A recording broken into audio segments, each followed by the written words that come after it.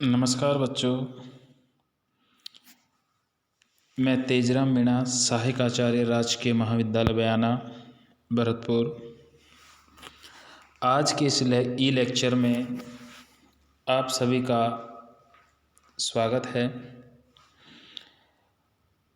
BCom part first year में cost accounting में हमने पहले के अध्यायों में अध्ययन किया था इंट्रोडक्शन ऑफ कॉस्ट अकाउंटिंग का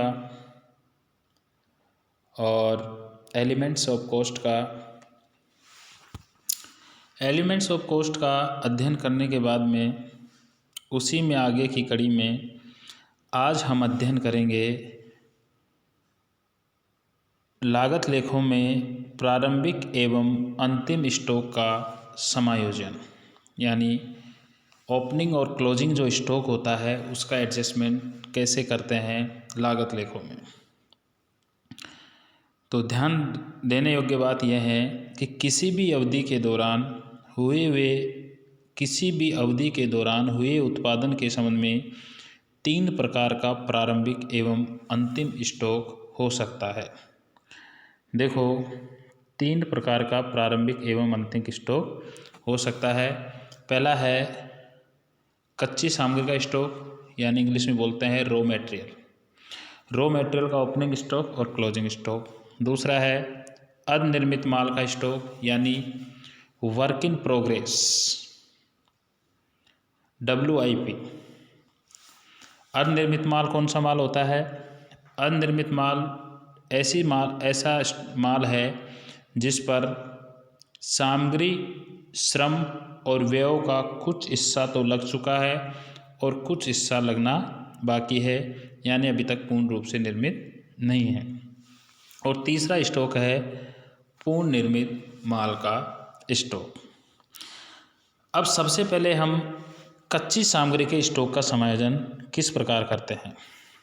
मैंने आपको बच्चों पूर्व में बताया है मटेरियल, लेबर और एक्सपेंडिचर, तीनों डायरेक्ट लेबर, मटेरियल और एक्सपेंडिचर है, उनमें का योग प्राइम कॉस्ट होता है। अब कच्ची सामग्री के स्टॉक का समायोजन किस प्रकार करते हैं, तो देखिए, यदि वर्ष के दौरान क्रय किए गए माल की सूचना दी हो तो इसमें कच्चे माल के प्रारंभिक स्टॉक को जोड़ दिया जाता है व अंतिम स्टॉक को घटा दिया जाता है। तो अंत में उपभोग की गई सामग्री की लागत ज्ञात हो जाती है, जिसको कहते हैं हम cost of raw material consumed, यानी उपभोग की गई सामग्री की लागत, यानी कितनी सामग्री आपको उस वस्तु को बनाने में लगी। तो देखिए, कितनी कच्ची सामग्री उस वस्तु को बनाने में लगी, इसको निकालने का जो फॉर्मूला है, पहला है opening stock of raw material. आप लेंगे opening stock of raw material में आप जोड़ेंगे परचेज, यानी जो माल आपने खरीदा है, और closing stock of raw material है उसको आप क्या कर दोगे, माइनस, जो मैंने यहाँ पे किया है। फॉर एग्जाम्पल, यानी cost of raw material consumed, कितना कच्चा माल आपने उपयोग में लिया, वो कैसे निकलेगा।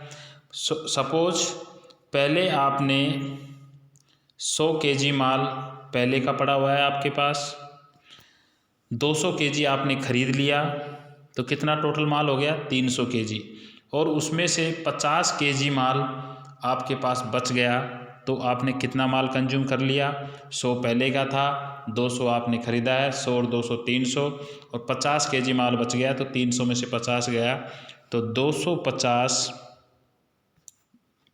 kg आपने कंज्यूम कर लिया। ये हो गया कच्ची सामग्री के स्टॉक का समायोजन। अब है अनिर्मित माल के स्टॉक का समायोजन।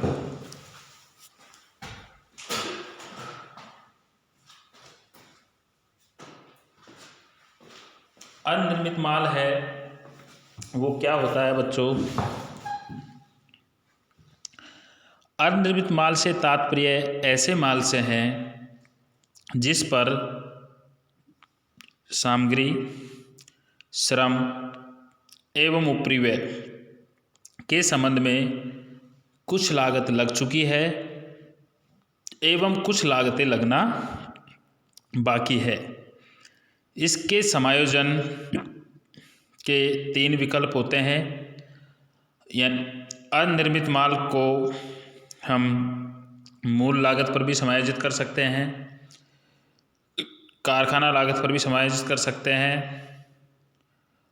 और सामग्री, श्रम, व्यय, उपरिव्यय आदि पर अलग अलग रूप से भी समायोजित कर सकते हैं।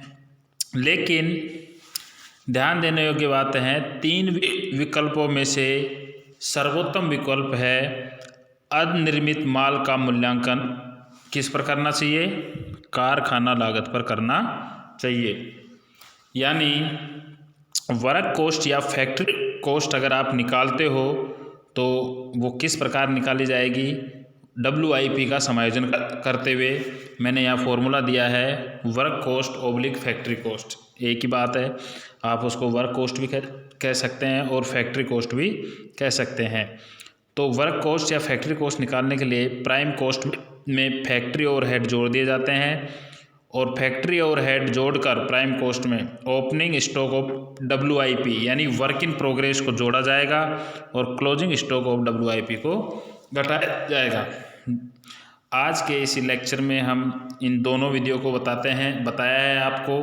अब आगे हम पूर्ण निर्मित माल के स्टॉक का समायोजन किस प्रकार करेंगे और अन्य मदे जो है महत्वपूर्ण, उनका हम लागत लेखों में समायोजन किस प्रकार करेंगे, जिसका अध्ययन अगले लेक्चर में करेंगे। धन्यवाद।